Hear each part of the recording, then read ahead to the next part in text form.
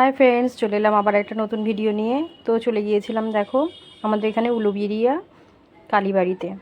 তো দেখো এই যে দক্ষিণ কালীবাড়িতে পৌঁছে আমরা তো খুবই আনন্দ করলাম। তো দেখো এইখানে একটা থামের মধ্যে যে আলপনাটা করে রেখেছে খুবই সুন্দর, আর এই যে মায়ের মূর্তি দেখে তো মনে একটা অপূর্ব শান্তি চলে এলো।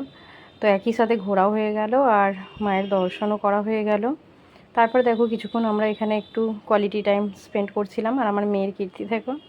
আর যাই হোক, তারপরে দেখো আশেপাশে কিন্তু একটু সব সময় এখানে মেলা থাকে মোটামুটি, কারণ অনেক লোকেরই ভিড় হয় যেহেতু নদীর পাড় এলাকা ঘুরতে আসে তাই।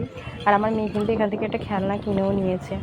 আর বেড়াতে বেরোবে আর কিছু খেলনা কিনবে না, সেটা কি হয়। আর তারপর দেখো নদীর ওপারে সকল কারখানা ঘরবাড়ি আছে, সেগুলোর আলো জ্বলছে।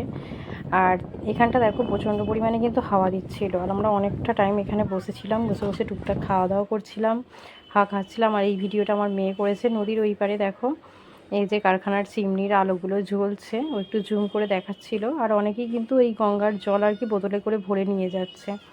আর আমরা এখানে বসেছিলাম, আর আমার হাজব্যান্ড দেখো ওইদিকে কিনতে গিয়েছিল একটু ঘটি গরম।